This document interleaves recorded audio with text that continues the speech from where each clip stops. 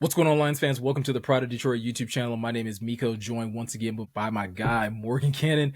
Morgan, we are here doing what we typically do best, breaking down film. And it's something that we haven't got to do a lot this offseason, but we finally get to do it here with DJ Reed, the corner that the Lions recently signed in free agency. So before we get into that, this film breakdown, if you are new to the Pride of Detroit channel, this is your first time here, please make sure to hit that subscribe button, hit that notification bell. That's going to help out our channel a lot, but it also makes it that much easier for you to find our content in the future. But first of all, Morgan, I never got to get your thoughts on the DJ Reed signing. That kind of came out of the blue. I was able to get a video out just kind of giving my initial reaction, but your thoughts on the Lions acquiring DJ Reed in free agency this year. I get it, man. Like, this is we talked about it when we broke down the video and, before free agency started on like how we wanted Carlton back and if it wasn't Carlton. And he was definitely in that group of players that we touched on, excuse me. But yeah, I'm excited about it because it's not something I thought they were going to do, like he's got some good football left in him. He's, put it on tape, year after year. But I think it's cool because he's going to fit in right away. You don't have to put too much on Terrion Arnold's plate. Ennis Rakestraw can still, he's going to have an opportunity to start like we talked about. But yeah, man, I'm excited because I think it just makes things smooth, right? It's a smooth transition. Like, I think Carlton Davis and DJ Reed are in the same tier of player. But, they're getting Reed a little bit cheaper, right, Miko? And knock on wood, but he hasn't had, some of the availability issues just as much as Carlton has over the years, right? Yeah, that's one of the things. Obviously, like the contract is the first thing that I think a lot of people look at when it comes to DJ Reed. Like, hey, you got one of the top corners at a premium price. So again, A+ for Brad Holmes in that regard, but it is the smooth transition of the mentality that you were getting from Carlton Davis. And that was something that you and I raved about last year in terms of what we were seeing from the corners, not just Carlton Davis, but like the mentality that was starting to breathe throughout the rest of the secondaries, that these guys were being very physical, not just in pass coverage, but also in run defense as well. And did that lead to a couple questionable DPIs at time? Yes. But you still at least got to see these guys out there, competing every single down.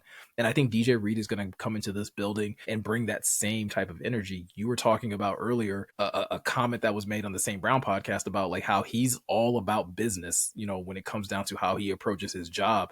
And I think that's something that the secondary is really going to need. Obviously, they like to have fun. I feel like you look at someone like Kirby. Kirby brings that fun type of mentality. I think Terrion kind of brings it as well. DJ Reed, I think, is going to bring a certain level of seriousness and, intelligence to that secondary room that I don't think they've quite had to experience just yet.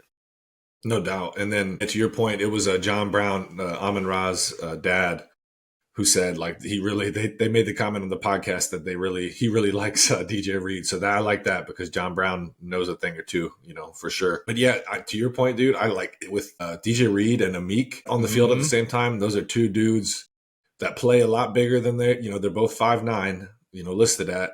But let's say they play a lot bigger than that. You know what I mean? Neither of these dudes are, they're both very willing to throw their weight around. Definitely play with, like I said, big old chips on their shoulders. And I think that's going to pay dividends in the line. I like my DBs having some chips on their shoulders. They play with an edge, man. DBs are a different breed, bro, as you know.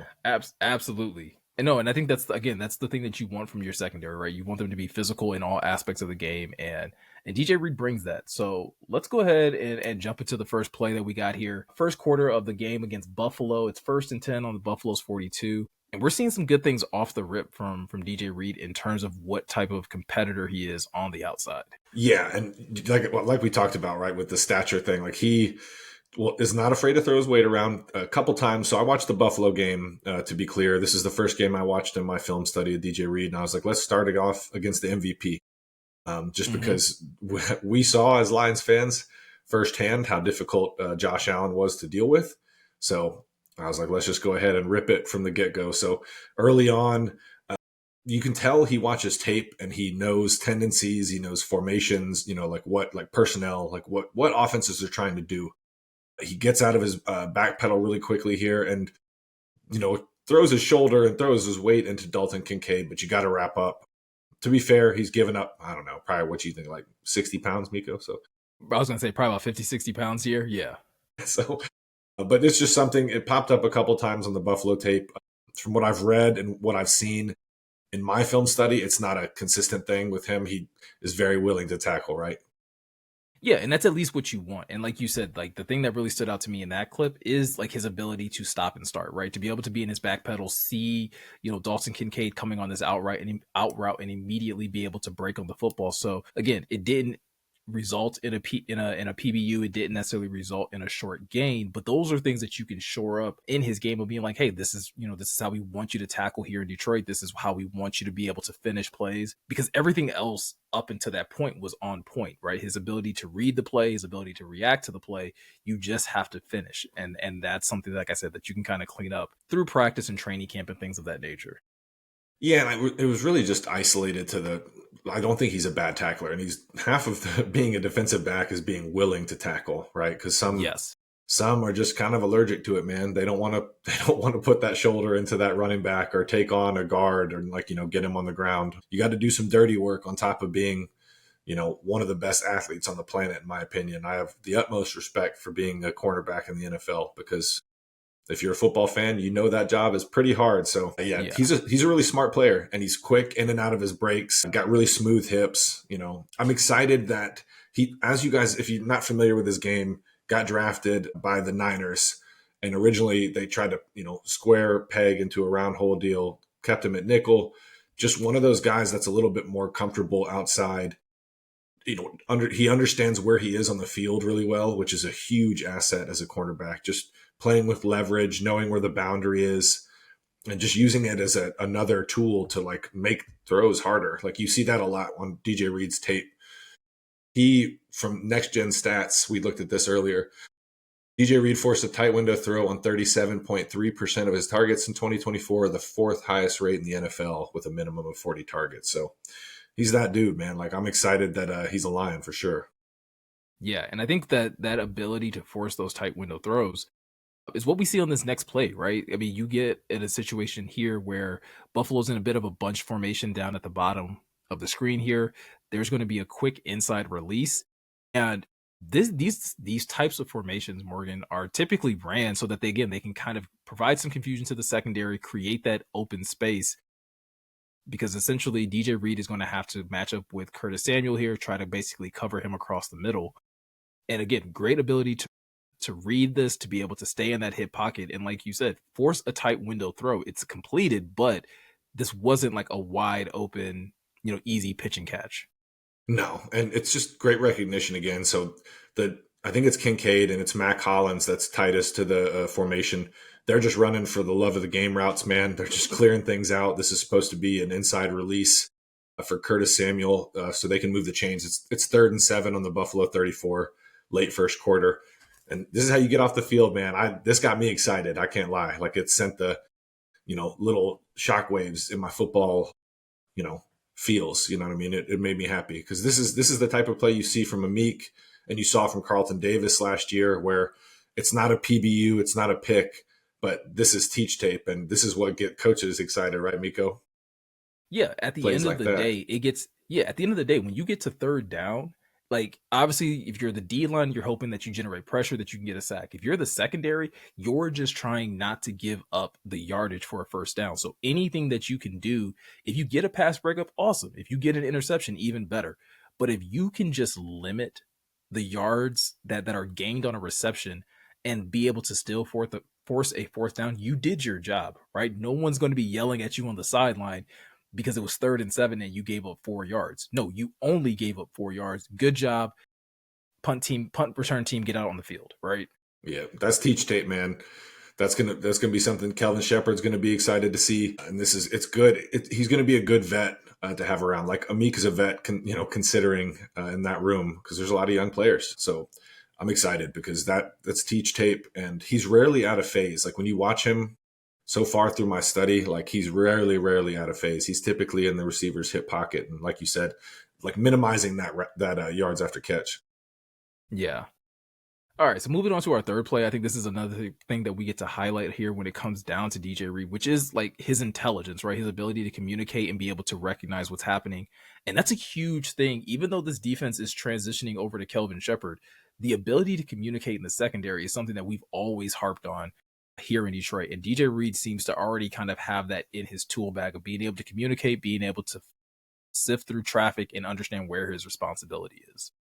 He's smart. You can see like so. It's Keon Coleman's being motioned up to the top of your screen, and you can see DJ Reed communicating with the secondary, and Josh Allen just misses to the bottom of your screen, but they pass this off beautifully. He ends up with the corner ran by Hollins towards the back the back boundary. Excuse me, and yeah, just it was cool to see that because that's something that pops up quite a bit too when you watch him. He's talking a lot, making sure that everyone knows what's going on because he knows what's going on and he wants you to know. You know what I'm saying? He's one of those players, which is good. Yeah, and that's something that you're going to expect and need from a veteran player. Like again, at this point in time, right? Kirby's a vet, BB's a vet, but your corners are still fairly young outside of Amik Robertson, right? And so you get another veteran in there that again, is really smart, is really heady, really understands what's happening on the field. And you get a guy like that that's can also again be a service to the younger guys. Your defense therefore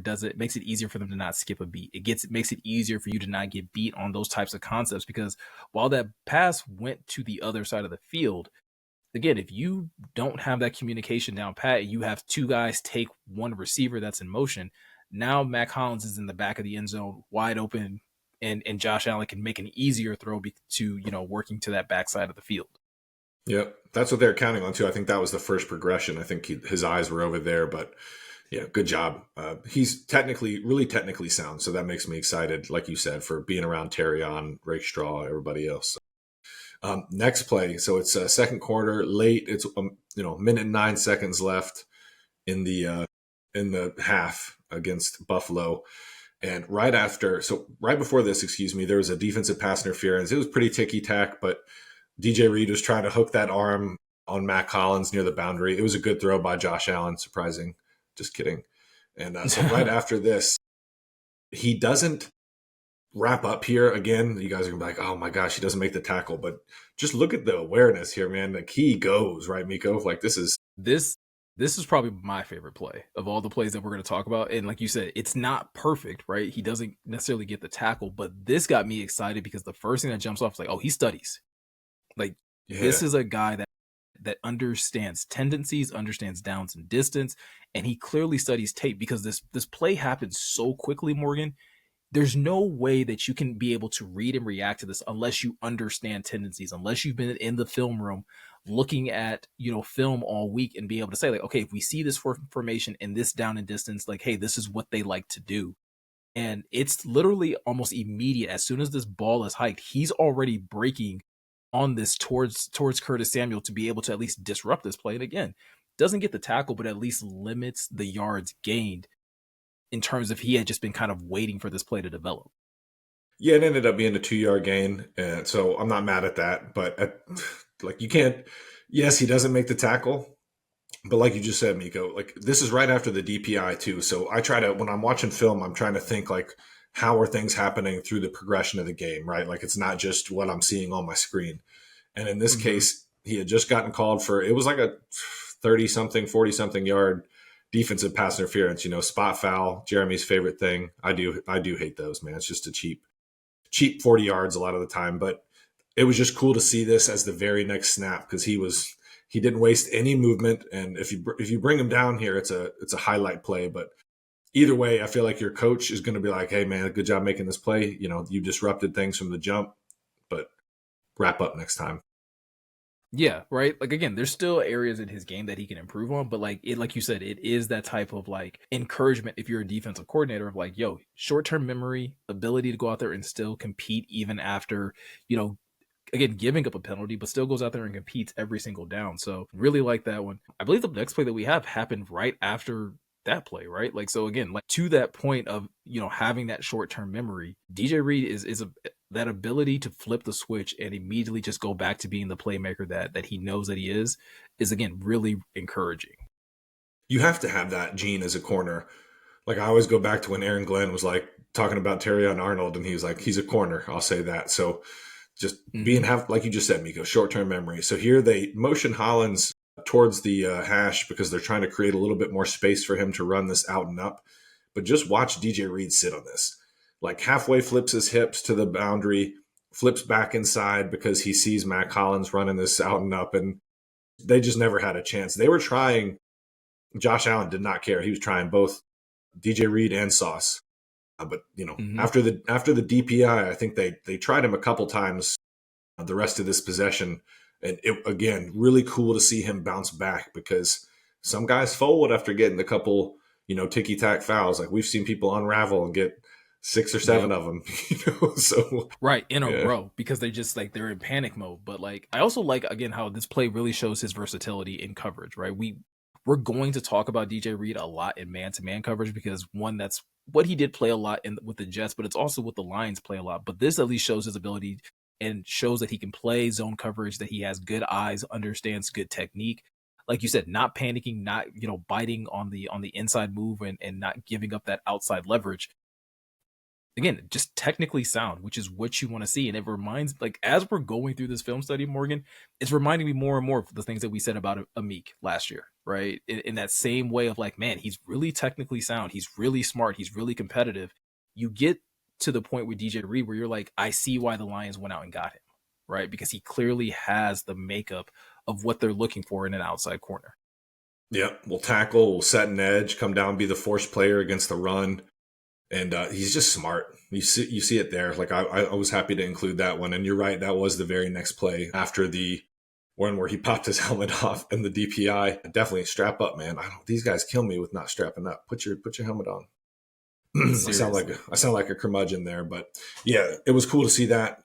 Next play. So it is early in the second half, 1st and 10 on the Buffalo 23. Samuel gets an outside release here, and I'm not going to kill right. This is pretty insane, right, Miko? He's in phase the whole time. Mm-hmm. They're running. Curtis Samuel can still move and puts his foot in the ground, and people are going to say, "Oh, this was a comeback route." Oh no, my friends, this is watch him. So you'll watch Curtis Samuel here. Ready? So he's got it. He peeks back over his inside shoulder, sees that Josh Allen's climbed the pocket, and this is just another alien throw that I hate playing. I'm glad Josh Allen's in the AFC, man. I'll say that. Good Lord. Absolutely. Anybody that thinks this is a comeback, like there's no There's no play in 40 the yard NFL where comebacks. someone's running a 40-yard comeback. It just doesn't happen, Takes right? like 8 seconds. Right. But like the thing to take notice of in this play, even though the reception, even though he gives up quote unquote the reception, it is that ability to stick with his man on a go route, right? That's essentially that's what this is. And so for him to be in that hip pocket and for Josh Allen not to be able to hit his back foot and be able to just launch this, like these are the moments, Morgan, for me where like, highlighting the fact that he's 5'9" is like it really shows up because it's like you would think that quarterbacks be like, okay, cool, I'm gonna launch this deep ball and I'm gonna expect my receiver to make a play over the guy that's 5'9". But when the outside corner is able to have such good technique, able to stay in the hip pocket and really make like that stat that you brought up earlier about the percentage of tight window throws to really shrink the window, quarterbacks think twice on being able to launch the football down the field when they don't have just a clear line of sight. No doubt. And yeah, Curtis Samuel gets a good release here too, right, Miko? Like this is a clean outside release. He's Mm-hmm. got pretty good leverage. Like he's kind of stacked DJ Reed at that point. What I mean by stacked is the receivers, Curtis Samuel's bent that go back in towards the hash. So DJ Reed is forced to get in trail technique essentially. But DJ Reed kept stuck in his hip pocket and just kind of stumbled at the top there because Curtis Samuel slammed on the Because emergency he slams on the brake brakes, right? going 80. So I'm not mad at him for that. That's just again the MVP making an MVP caliber play. And we saw that, man. I know the Lions defense was fairly decimated by the time we got to Buffalo, and it was kind of the last nail in the coffin with Aleem and Carlton going down, but that man can just make some plays. So that's why you guys are probably like, dang, this hasn't looked amazing.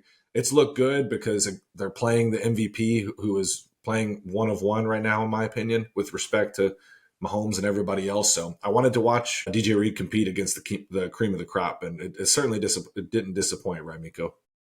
No, not at all. And I think going through the film on these types of plays forces you to pay attention to the things that are most important, the things that the coaches pay attention to, the things that the GMs and scouts are looking at. They're not, I mean, yes, obviously stats tell a portion of the story, but it's again, if you're going to pay someone millions of dollars to help bolster your defense, you want to know more than what they put on the stat sheet, right? How do they handle adversity? How do they, do they look like they're prepared when they're out there on Sundays? what does their technique look like? Like these are the things that actually matter, and not necessarily like, oh, okay, well, how many PBUs did he have last year? How many picks did he have that last year? Like, because so many things can kind of factor into that, right? Like, would you give a player credit if every interception he had was just like a ball that was tipped to him versus a guy that's like, hey, I forced this many incompletions and I, showcase that I had excellent, technique in being able to cover. It's one of the reasons why Carlton Davis still got paid the money he did. Even though he only had 2 picks on the year, you look at his resume and you're like, dude, this is a dude that's played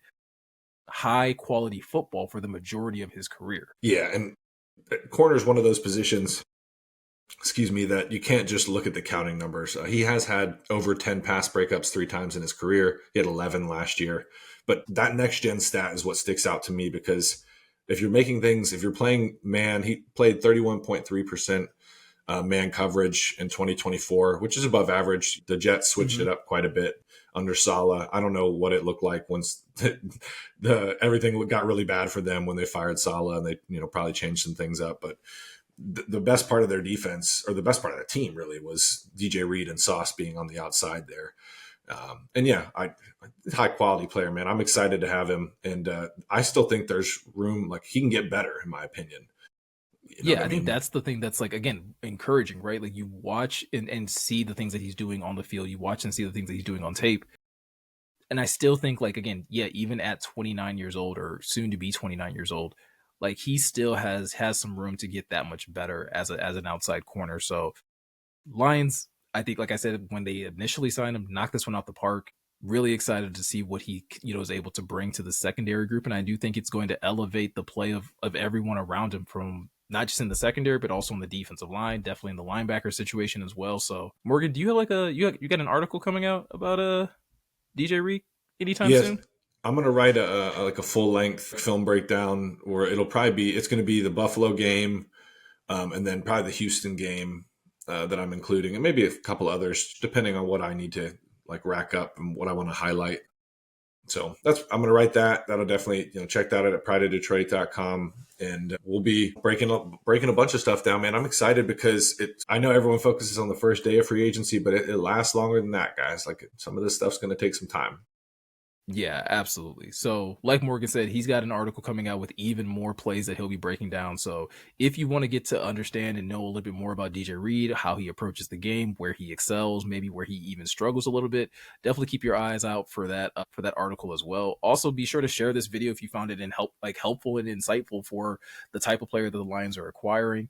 And just in general, if you're always trying to keep up to date with just Lions news, or if you want to stay tapped in on any more free agency updates and news, definitely stay tuned to prideofdetroit.com. Also, make sure that you hit the subscribe button, like I mentioned earlier, hit the notification bell, because that's going to make it easier when we decide to make videos and reactions to any of the news coming out about free agency or anything related to the Lions this offseason. So, with all that said, I'm Miko. He's Morgan. Thank you guys for taking the time to watch, and we'll catch you guys in the next one.